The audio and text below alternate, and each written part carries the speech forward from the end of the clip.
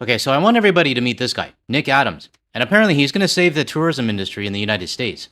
And the self-proclaimed alpha male said he's here to sell America. I'm not just joking on the alpha male thing, he actually said that. This is the same guy that Taco Tuesday thought would be a good idea to appoint him as the ambassador to Malaysia.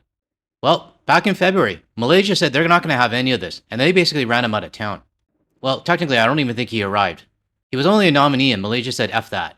Which brings this question up. Why can't we get rid of this guy? Are we just too nice? But good on Malaysia for standing their ground and not letting this guy be the ambassador to the country. So now, instead, this guy's been assigned to bring tourists back to the United States. And apparently his title is Special Presidential Envoy for American Tourism, Exceptionalism, and Values. So in other words, just spewing out more garbage saying that the United States is the best country in the world. Well, good luck at succeeding at this job. And I'm going to go over this article with everybody. Because this is what's actually happening in the United States right now. And I'm going to start off this video with a clip from Brian from PNW Daily. He does videos out of Washington State, close to the border. And if you're from British Columbia or the Lower Mainland or where I'm from, you know where Bellis is. And I'm not going to lie, I did not think it would be this dead. Let's take a look. I decided, I'll go to the mall. That jeweler's closed. That place is closed. That place is closed.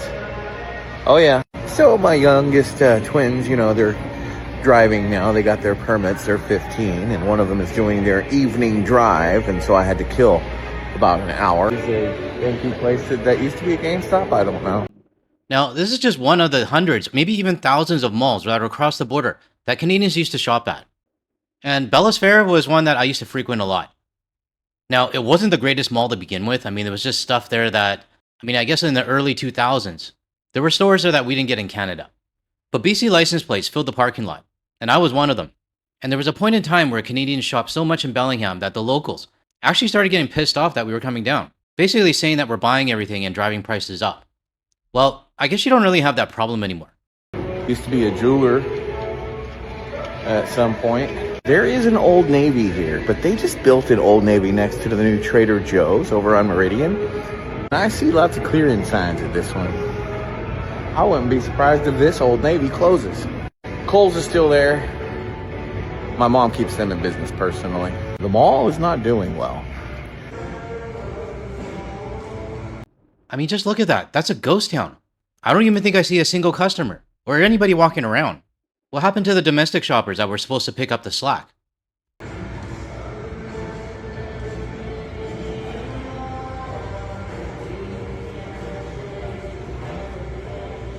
Empty store here.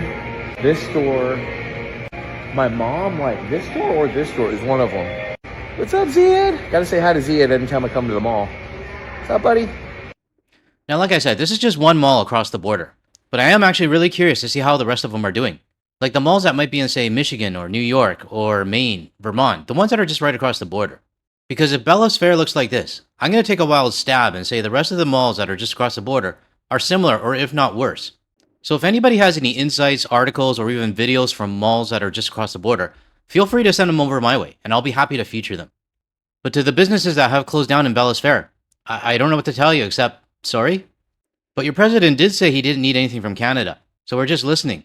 And if you didn't vote for the guy, well, maybe talk to your next door neighbor, or your dentist, or your veterinarian, or your mechanic who did, and tell them to smarten up. Because we got at least another 3.5 years of this. But in my opinion, I think things are just going to get worse. Because like I said earlier, the self-proclaimed alpha male is now in charge of promoting the United States. Just a heads up, this article has a lot of, face-palming moments. Let me just put it that way. So like always, I'll read this out for everyone who's just listening right now and also for the visually impaired. The article is titled, New U.S. Tourism Envoy and Self-Proclaimed Alpha Male Pitches America to the World. He branded himself as an alpha male. Really, this guy? Loves Hooters, caused protests in Kuala Lumpur, and has been called an America First patriot by the White House spokesperson David Ingle. Now, Nick Adams wants tourists to come to America. Well, I want a lot of things as well. I want to win the lottery. That's not going to happen. Taco Tuesday appointed the Australian-born conservative commentator as Special Presidential Envoy for American Tourism, Exceptionalism, and Values earlier this year, and he made his debut on the world stage in Egypt this week at a gathering for the World Travel and Tourism Council. Now, I'm going to show you the video later, and it's a pretty cringe debut. Adams' installation comes on the heels of the Taco Tuesday administration's decision to slash funding to Brand USA by 80% in 2025, gutting the only organization dedicated to entirely promoting America as a tourist destination. Now, there's a quote here, and it says, "America is about as close to perfect as you can possibly get," he told the publication. Now, Emery, never mind, I'm just going to move on. During a keynote speech, he told attendees that he was there to make noise and promote America tourism agenda. America is the #1 tourism market in the world, and my aim is to drive more growth, jobs, and national pride across this sector. He told WTTC chairman Manfredi Lefebvre, following the address. Personally, I think that working together, public and private sector, focused on the same aims, we can reach 100 million visitors to America per year by 2023, starting with welcoming millions of people to the FIFA World Cup and America's 250th celebration this summer. Now, I have a question for everybody. Does anybody actually care about their 250th celebration this summer? I mean, I sure as hell don't. And I even read some comments from US citizens themselves saying that they're going to boycott their own 250th birthday. So if their own citizens are going to be boycotting it, why the hell would any international tourist go to the United States to celebrate it? I mean, this right here clearly shows the US exceptionalism in play. I mean, a bully who's been bullying you for years, it's his birthday coming up, and he expects everybody to go. Except this year, unfortunately, nobody's going to attend. Back to the article. In an interview with the online news site Skift, he went on to say that America has been unfairly misaligned by the mainstream media. America is safe. America is hospitable. America is welcoming. I can't even say that with a straight face. You will not have a better time anywhere on earth than the United States of America, he said in a video posted to the publication's YouTube channel. Now to me, that sounds like a lot of gaslighting from what the actual reality is. But let's take a look at that YouTube video. Hi, Gordon Smith here at the WTTC Summit in Egypt. I'm joined by Nick Adams, the new Special Presidential Envoy for Tourism for the United States. Nick? Really? This guy's an alpha male? We heard your keynote address a short time ago. You said you were here to make noise. What does that mean in your own words? Well, Gordon, I'm here to sell America. I'm here to sell America as the hottest country on earth. I'm here to sell America as the most investable place. I'm here to sell that America is, there's never been a better time for people to come and visit the United States of America. So you might consider me salesman in chief. You know, I think Mickey Mouse or Donald Duck probably would have been a better salesman in chief. But with this current US administration, it didn't matter who they put in this role. This person's going to fail. And to be honest, you could put like Barack Obama or AOC or anyone else that people actually look up to. You could put them in this role, but it's not going to fix the problem. Because the magic fix isn't going to be putting a salesman in chief in charge. And putting this garden gnome as a sales in chief is not going to fix the problem. In your keynote address a few minutes ago, you challenged a few of what you described as myths, the fake news agenda around the welcome that you can expect from the United States. What is your message to those watching who might be a little wary of visiting the country now? Gordon, America is safe. America is hospitable. America is welcoming. You will not have a better time anywhere on earth than the United States of America. Your heart will beat faster. Your mind will dream bigger. Your soul will be more nourished. This is the worst sales pitch I've ever heard in my life. To the point where I'd actually trust a used car salesman over this guy. And again, no offense to used car salesmen. You will make memories that will last a lifetime.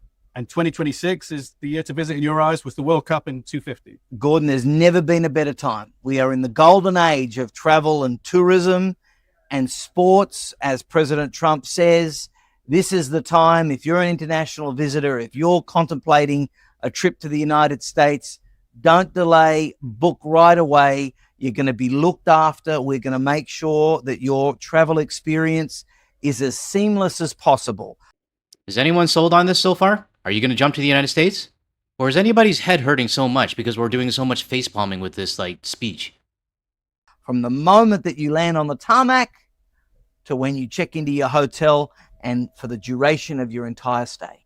That's the consumer message. What is your message to industry? Maybe a slightly more strategic message around investment in travel and tourism in the United States. If you are not building capacity in America right now, if you are not adding the route, if you are not breaking the ground, if you are not hiring the team, you're going to watch this beautiful parade, Gordon, from the sidewalk. You need to get going because the math is the math and the clock is the clock. It's hot right now. This moment has momentum. Now's the time to capitalize on it. Now's the time to invest in America. So, you heard it from the alpha male himself. Did anything he say convince you to go back to the United States? I think I know the answer to that one. Alright, let's get back to the article. However, Adams is facing an uphill battle in Canada. A recent survey found that 70% of Canadians have no intention of visiting the United States in the foreseeable future, while new data from the University of Toronto reveals a 42% decrease in US-bound cross-border travel. And as unlikely Canadians are outliers, the WTTC reports that the US experienced a 5.5% decrease in international visitors in 2025, resulting in a 4.6% drop in international visitor spending, totaling $176 billion. The World Cup notwithstanding, Adams' goal of 100 million international arrivals per year by 2023 is a very tall order, and it's impossible. The US has never returned to the pre-pandemic visitor numbers, and international visitor numbers are actively declining by 14% in April alone, according to Skift. Now, like I said earlier, this isn't even about the person that's being, assigned to be the, what is it? The presidential envoy for American tourism exceptionalism, whatever it is. It's not really about the person. It's about the country itself. And if you ask me, this just reeks of desperation.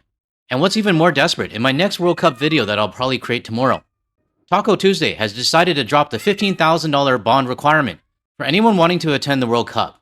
I'll have the story out tomorrow, as I'll probably create it later tonight. But it looks like Taco Tuesday has struck again. And I guess it wasn't a very good idea to put that $15K bond on people wanting to come to the World Cup. Alright, let me just finish off this screenshot. Data from the US International Trade Administration shows that 68.3 million people visited the US in 2025, down from the pre-pandemic peak of 79.4 million international visitors in 2028. However, the pundit turned promoter has the support of Taco Tuesday's White House and believes the FIFA World Cup will be a powerful driver of the tourism this year, noting that Taco Tuesday's administration has created a FIFA Pass and accelerated the visa application process to capitalize on the event. Now, let me just remind everybody that visa application expedited bullshit thing that they had, it only had 12,000 or 15,000 applicants. That's total, not per game or per day or anything, total. Which is 1/3 of a stadium capacity? I don't know, that speaks volumes if you ask me. He went on to tell Skift that the US mobile passport control system has also been expanded, adding that renewed coordination with Canadian authorities has helped streamline the entry process. America is about as close to perfect as you can possibly get, he told the publication. I've never been so happy to finish reading an article, because everything that Nick Adams was saying was just complete bullshit. But I really wanted to show this to everyone because this is, in a sense, the US government saying that they made a mistake. Now, of course, they're never going to say that they made a mistake, because they're never wrong and it's always everyone else's fault. Because you can see the desperation starting to set in. I mean, seriously, what do they think this guy is actually going to do? What do they think he's actually going to help with? Because I'm pretty sure that anybody that's watching my video right now and heard him speak earlier probably threw up in their mouth a little bit.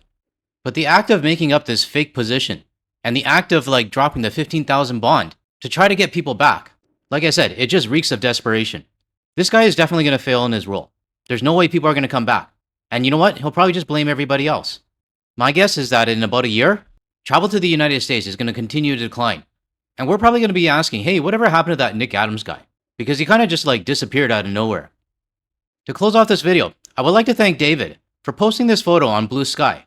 And he took this photo in the Salmon River Estuary in Seward, British Columbia. I can tell the weather's getting better all across Canada, and I'm looking forward to everyone sending over their summer photos. So thanks again, David, for tagging me in your photo. Alright, that's all I got for this video.